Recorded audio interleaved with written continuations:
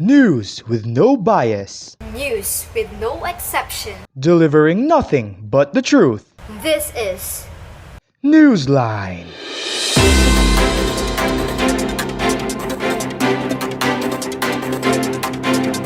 Good afternoon, Philippines. Good afternoon, Philscans. Today is the 16th day of December, year 2021. This is Clark Garcia, And this is Alexa Ariel Bico. giving you the most recent and reliable information. Your news. Our business. For the headlines.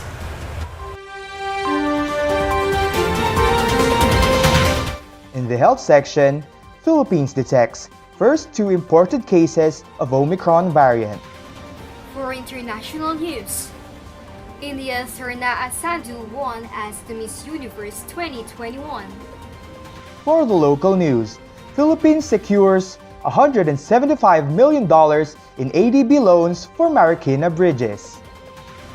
In political section, Duterte and Bongo withdraw candidacies for 2022 elections. For our first news, Philippines detects first two imported cases of Omicron variant. Here's Randall Joaquin-Sidro for the details. The country has detected its first two cases of the Omicron coronavirus variant confirmed by the Department of Health. In a statement, the DOH said the two cases, both international travelers, are currently isolated in a facility under the Bureau of Quarantine. The report came following the latest genome sequencing of 48 samples on Tuesday. The first Omicron case is a returning overseas Filipino who arrived from Japan on December 1 via Philippine Airlines flight. The patient had coughs and colds upon arrival, but is now asymptomatic, the health department said. The second case is a Nigerian national who arrived on November 30 via an Oman Air flight.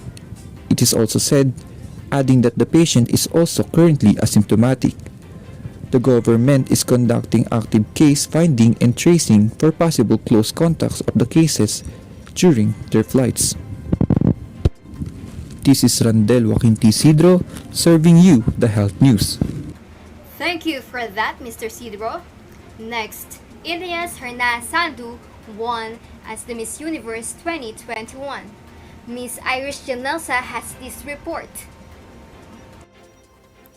Harna Sandhu of India was crowned Miss Universe 2021 on December 12, marking the end of a controversial pageant hosted this year in southern Israel. In a speech on stage during the pageant, she encouraged young people to come out, speak for yourself because you are the leader of your life. You are the voice of your own. I believed in myself and that's why I'm standing here today. Thank you. The pageant was held in the resort city of Eilat with 80 women from around the world competing for the crown. Nadia Ferreira of Paraguay and Lalela Mswani of South Africa were the first and second runners-up respectively. Although Philippines' Beatriz Luigi Gomez ended her Miss Universe journey in the top 5, Filipino fans are still proud of what she had achieved. That's all for today. Back to you, Clark. Thank you, Irish. Don't change your dial. We'll be right back with more news after this commercial. Great taste white caramel lang ang may sweet linamnam. Yung itutuyan ka sa sarap ng tamang timpla. Pinagsamang sarap ng real coffee at cream caramel. Sweet linamnam, sweet linamnam, sweet linamnam. Great taste white caramel lang ang may sweet linamnam. Take a break at sweet linamnamin ng bawat New Great sandali. Taste White Caramel. Now we're back. You're still listening to the Newsline. In the local section, Philippines secures $175 million in ADB loans for Marikina bridges. Here's Alexa Ariel Bico for the update. Philippines secures $175 million in ADB loans for Marikina bridges. The Philippines has secured another $175 million in loans from Japan-led Asian Development Bank, or ADB. This time, for the funding of 3 new bridges over the Marikina River to improve Metro Manila traffic. According to the ADB, The loan will cover 3 new climate and disaster-resilient bridges, totaling 3,024 meters over the Marikina River. These include the Marquez Highway Street, Mary Bridge, the Homeowners Drive A, Bonifacio Bridge, and the Cabayani Street Matandang Balara Bridge. The project is ADB's first focused on bridge construction in the Philippines and will help in the country's economic recovery from the COVID-19 pandemic by creating jobs, improving the living conditions of the residents near the river, and providing them with better access to the rest of Metro Manila.